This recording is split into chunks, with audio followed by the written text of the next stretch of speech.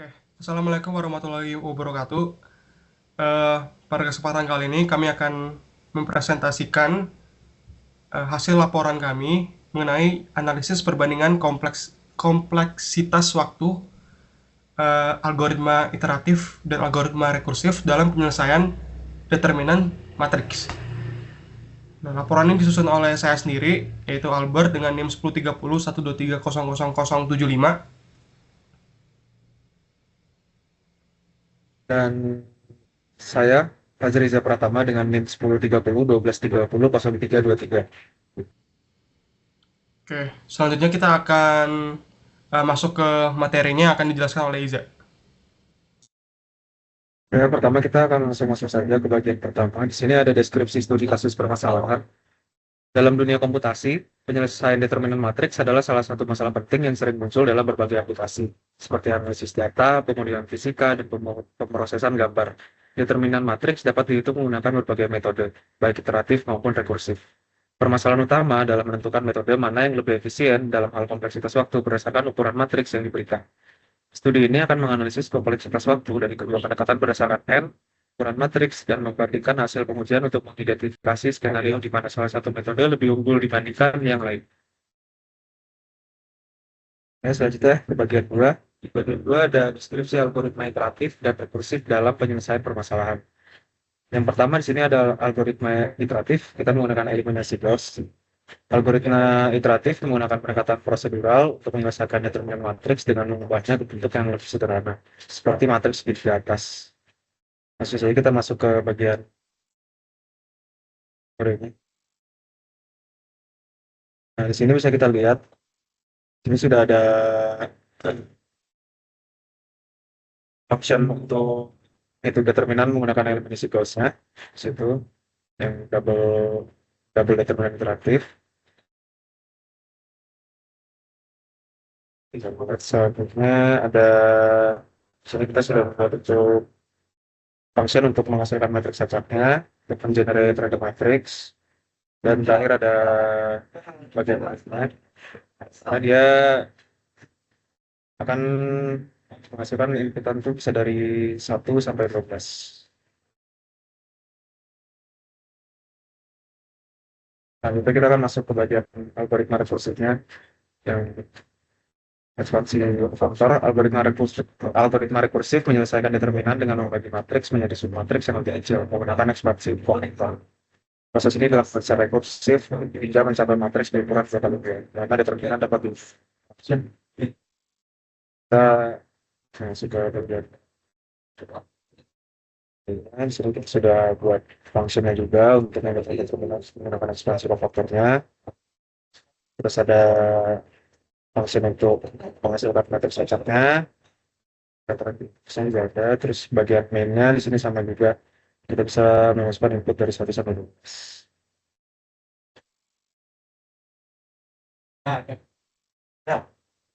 Nah, selanjutnya kita ke bagian 3. Ini adalah grafik perbandingan running time. Pada output program algoritma iteratif yang sudah kita dapatkan dari program kita ini. Jadi dia dari size 1 sampai 12 itu, dia memiliki running time itu konstan. Jadi 0 sampai 11.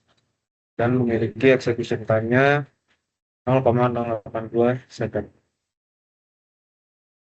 Selanjutnya kita ke output program algoritma impulsifnya. Di sini kita sudah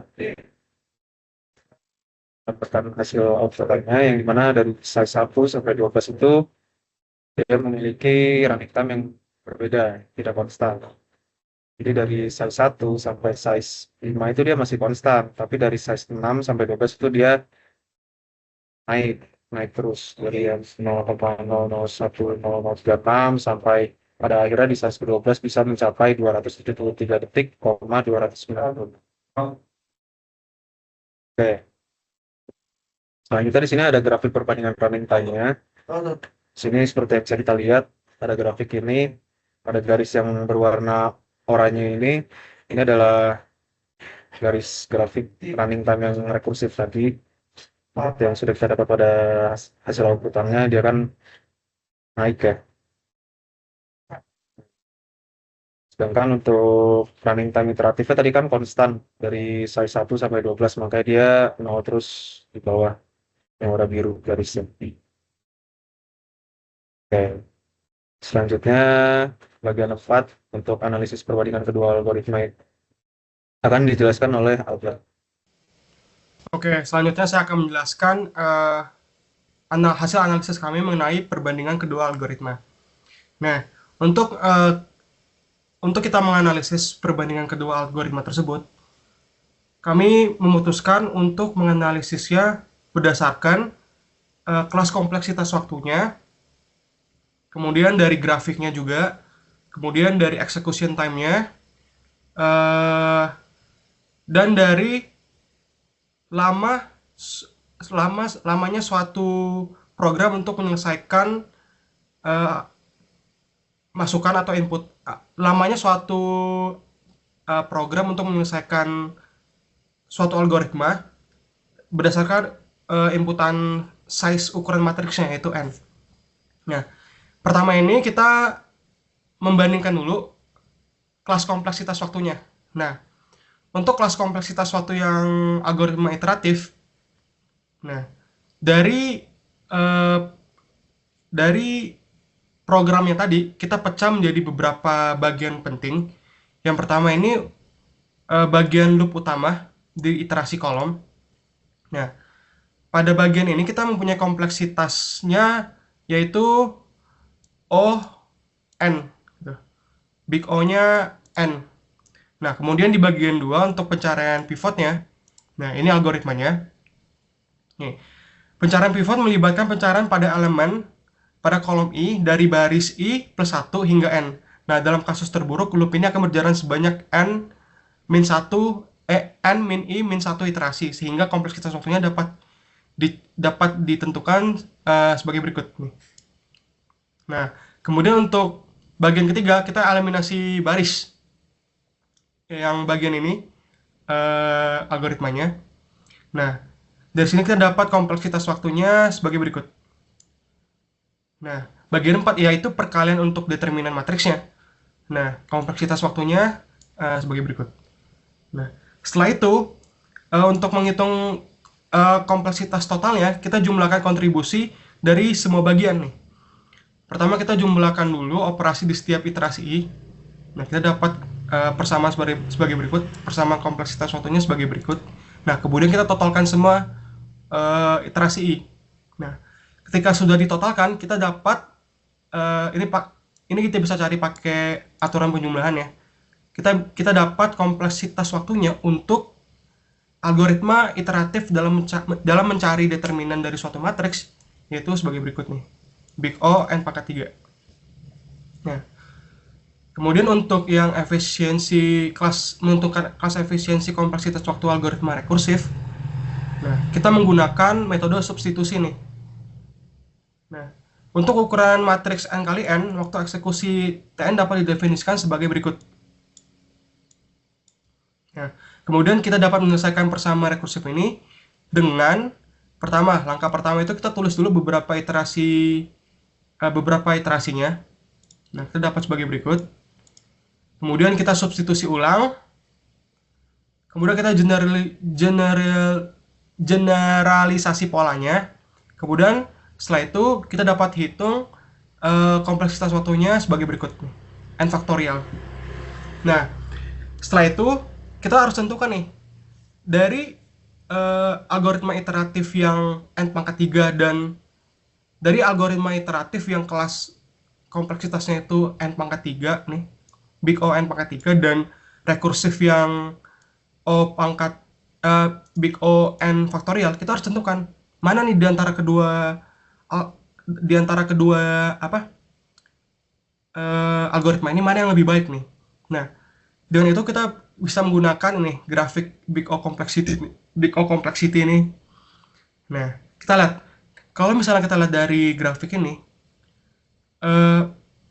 program yang mempunyai kompleksitas waktu yang paling baik atau algoritma yang paling baik adalah yang ini, log n ini kan, kemudian n kuadrat, kemudian n log n, kemudian n kuadrat, kemudian ada 2 pangkat n, dan yang paling buruk yaitu n faktorial. Nah, dari sini kita dapat simpulkan bahwa berdasarkan grafik ini kita dapat simpulkan bahwa kompleksitas waktu untuk yang iteratif itu lebih baik dibandingkan yang rekursif gitu. Nih, lebih bagus nih. Berdasarkan grafik Big O complexity, kita dapat menyimpulkan bahwa algoritma iteratif dengan kelas kompleksitas Big O n pangkat 3 lebih bagus dibandingkan dengan algoritma rekursif dengan kompleksitas Big O n faktorial. Nah, kemudian nih kita bisa lihat juga nih, kita bisa menganalisis juga dari hasil outputnya. Nah, untuk yang iteratif nih, dari size n sama dengan 1, jadi ukuran inputnya kan n itu menyatakan ukuran matriksnya. Kalau 1 berarti ukuran matriksnya ntar 1 kali 1, kalau 2, 2 kali 2, 3, 3 kali 3 gitu. Nah, dari 1 sampai ukuran size yang paling gede, yang paling besar ini 12 ya, kita ngebatasi dari 1 sampai 12. Nah, time kompleks running time-nya tuh konstan gitu, di 0 second, dengan waktu execution dari untuk ke-12 size ini 0,082 second. Nah, ini untuk yang rekursif dengan size 1 sampai 12 nih. Pada size 1 sampai 5 nih dia masih konstan nih. Masih di 0 second. Tapi ketika dia udah mulai dari size ke-6, dari matriks ukurannya 6 kali 6 sampai 12 kali 12. Nah, dia udah mulai time complexity-nya ini udah mulai, running time-nya ini udah mulai kelihatan nih peningkatannya. Sampai yang paling besar tuh di input size yang 12, matriks 12 kali 12, untuk mencari determinannya tuh dia punya time 273,296 second atau sekitar 4,5 menit gitu. Nah, jadi kan perbandingan waktunya tuh lumayan besar banget. Kayak yang di iteratif waktu size-nya 12 dia masih 0 second nih. Tapi ketika dia di rekursif menggunakan algoritma rekursif untuk size 12, ya kompleksitas waktunya, running time-nya tuh jadi besar banget di sini.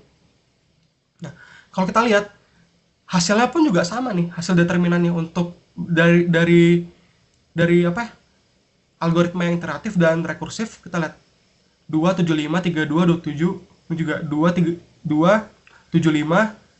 32, 27, 322. Nah, hasilnya sama, cuman perbedaannya tuh di running time-nya. Nah, dari sini kita bisa simpulkan nih, kalau misalnya untuk input size yang besar